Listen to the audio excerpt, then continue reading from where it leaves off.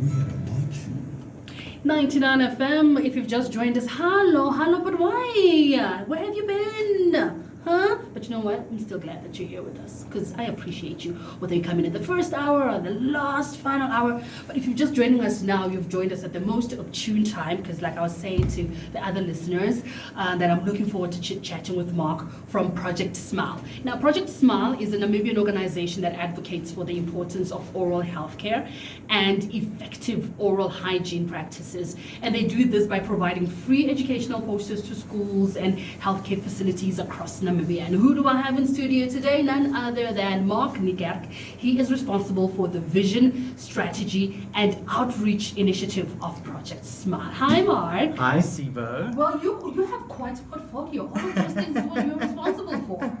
Yes, I worked alongside a fantastic colleague of mine. Her name is Tia Rantanen, and she's currently in Finland. She's an ex-colleague of mine from the University of Turku, where I studied. Oh, nice. Now, before we get to Project Smile, I just want to hear, how's your spring day coming along? It has been a lovely spring day. Yeah. It's a bit windy, but no complaints, hey? Especially the year 2020. I told all my friends it's a new year, it's a new decade, so nothing is going to stop us, not even the wind. So Ironically, I said that at the beginning, or coincidentally, I said that at the beginning of the show that I feel like spring day should be like the new year. Yes, absolutely. I couldn't agree with you just more. blooms and starts. Speaking of things that are blooming, just tell us who is behind Project Smile and what prompted you guys to really come up with this initiative. So, as I said, Project Smile was started alongside myself and Tia Rantanen in Finland. And what inspired us to do Project Smile really dates back to my time in Finland when I studied at the University of Turku. And during my final year, I was excited to read about the collaboration between the University of Turku and the University of Namibia, where the University of Turku was creating a curriculum for Namibia's newly built dental school. And I was so excited, I contacted the Dean of Faculty of the dental school here in Namibia, who was at the time a Finnish national.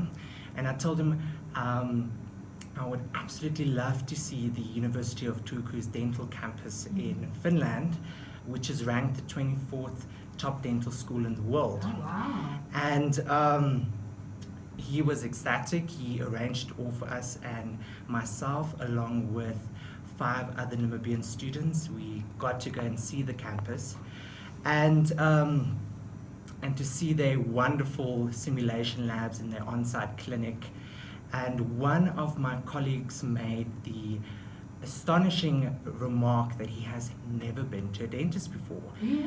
And I thought to myself, wow, he comes from the northern part of Namibia, and for whatever reason, whether it be financial or not having access to a dentist, I thought, how many Namibians in our country are in the same boat where they do not have access to a dentist? And or even do not see the importance of absolutely of getting yourself checked out, because I know I've forgotten you. But you know what, the other thing that blew my mind is that how long you should keep a toothbrush, like simple things like that. Absolutely. And there was an amazing study done by the UN in 2017 that highlighted that 3.5 billion people around the world suffer from oral diseases, which is something that is so easily preventable by precautionary methods such as brushing your teeth. And that's when we thought, wow, we really need to do something.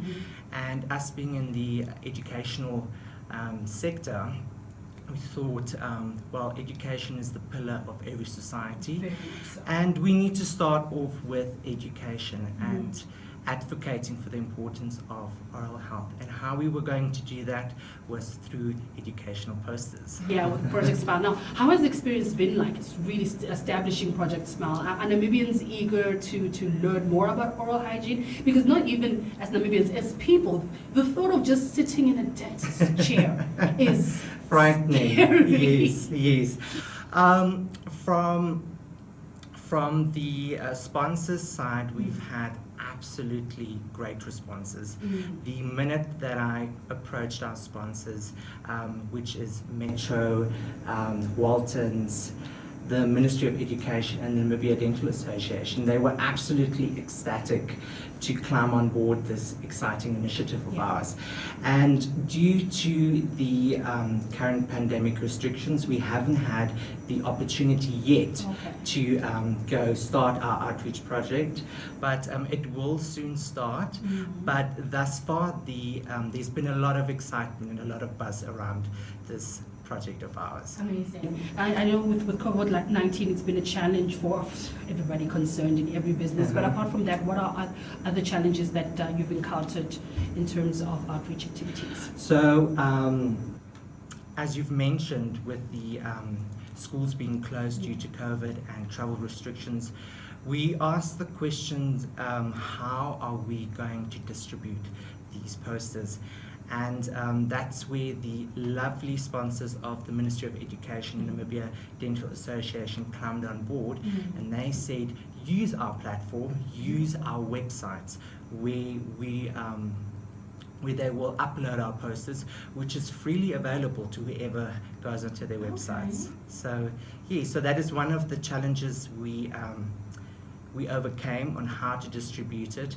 And secondly, with the schools being closed, it's been quite difficult, to actually kick off our initiative. But I'm glad to announce here on air that this weekend we will be visiting the Central Hospital's Cancer Ward, the Children's Cancer Ward. Of course, strict protocol and safety measures will be in place to ensure the safety of the children, but we're really excited to finally kickstart Project Smile. Awesome. Before we get to the tips, I just want to know, how can we as Namibians really support the project? I'm so glad you asked that question. Tia and I, we also thought about this, and we would like to inspire the listeners to start off with a movement called Smile Bright Namibia, where they can go onto the website of the Ministry of Education and Namibia Dental Association, and if they have the means to download the posters, have them printed and distribute them within their communities, whether it be schools, orphanages, health clinics, or even hospitals. It's all about creating that awareness and spreading the word on the importance of oral health care. And also just sharing it on the social media as well. Absolutely. One of the most important things. Now, we talked about having a toothbrush for far too long. So that's actually one of the tips I wanted to talk about. So let's get to the tips of maintaining oral health and hygiene. And you know what, before we do that, let's just start maybe by explaining what do we mean when we say oral health and hygiene? So oral hygiene is the consistent practice of keeping one's mouth clean and disease-free by practicing good dental hygiene techniques such as brushing your teeth. Simple. Yes, because here's what my little question, hopefully you have it on your tip maybe. I brush my teeth twice a day, right? Morning. Absolutely. And then floss. How important is flossing? Because sometimes we really neglect to floss. Yes, absolutely. So other than brushing your teeth, flossing is an essential part of keeping your teeth and gums healthy. So by flossing, you help remove plaque from in between your teeth in areas where your toothbrush does not reach. So inevitably, you are helping keeping your mouth clean and preventing cavities and further gum diseases down the line. How would you advise, how many times a week or a day should we be flossing? Is it also equivalent to brushing? No, not as many times as brushing. Of course, it's up to you, it's up to the person himself or herself, but if you can floss at least up to 3 times a week, that would be fantastic. So how much is too much? Because I know people that brush their teeth, after brushing their teeth, they do a mouthwash. After mouthwash, then they floss, and then mouthwash again. Is there such a thing as now you're killing off the good bacteria in your mouth? To be quite honest, no. You want to create a healthy environment in your mouth, and it's important to clean off the bacteria and to get off that plaque, because surprisingly, I came across two studies. Yeah. Did you know that brushing your teeth twice a day reduces your chances of getting a heart attack? Shut your mouth. Oh, wow. Absolutely. Wow. So when you neglect brushing your teeth, Yeah. you've got a buildup of bacteria in your mouth. Okay. And this can actually lead to gingivitis, which is a yellow lining on top of your teeth, which can cause inflammation and bleeding. And through bleeding, it is a gateway for bacteria to enter your bloodstream, which can cause clotting in the blood, which inevitably can lead to a stroke I mean, or a Mark. heart attack. We ever needed to just be more extra careful. Now I have to apologize to my friend because I always felt like she does too much because she brushes her teeth after eating every time. She'll have breakfast, brush her teeth, have lunch, brush her teeth. If she has a snack, she walks around with a toothbrush in her bag. Well, and I thought that is a bit... well, that is a bit excessive. But thumbs up to her, you know, do she's what you being gotta do. proactive and she's ensuring keeping her pearly whites white. Very much so. Okay, give us your top 3 tips. And All right, so you've mentioned it already. Brushing your teeth twice a day, that is an integral part of your everyday daily routine. And yeah, other than maintaining a fresh breath, you know, getting rid of the bacteria in your mouth and getting rid of the plaque, it just helps you to maintain good teeth and to be gum disease free. So my second tip is replacing your toothbrush every 3 months. I've had mine for 6. So when I knew that you were coming, I looked at it, I was like, oh! I better get rid of it. I need to replace it. So I actually also didn't know this, but you actually should be replacing your toothbrush every 3 months for 2 reasons. Yeah. Do you have a sponge in your house that you constantly wipe off dirt with? Yes. And the dirt builds up and On the builds up. sponge, yeah. Absolutely. And that is the same with your toothbrush. Every time you brush your teeth, there's a buildup of bacteria and plaque.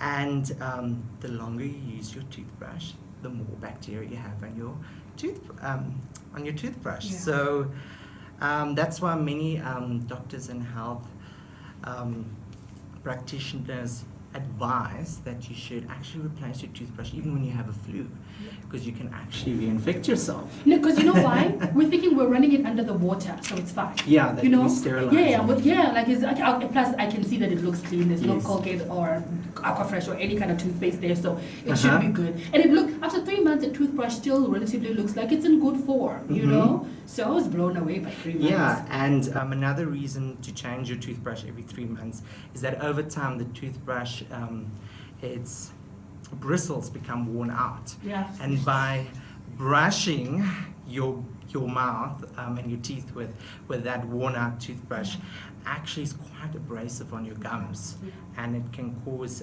premature gum recession and even inflammation in the gums, which is something that you don't want. It's very painful. I've had very painful. So last tip. Yes, and you've already mentioned that is simply flossing your teeth regularly. Oh, 3 times, you said 3 times a week at most, 4 times if you want, or 5 times each and every day. Yes, it's up to you. Thank you so much, Mark, for coming.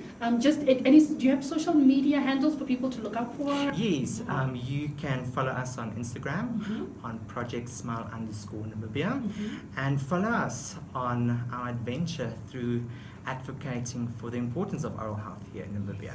Let's not forget also visiting the dentist. How many times a year?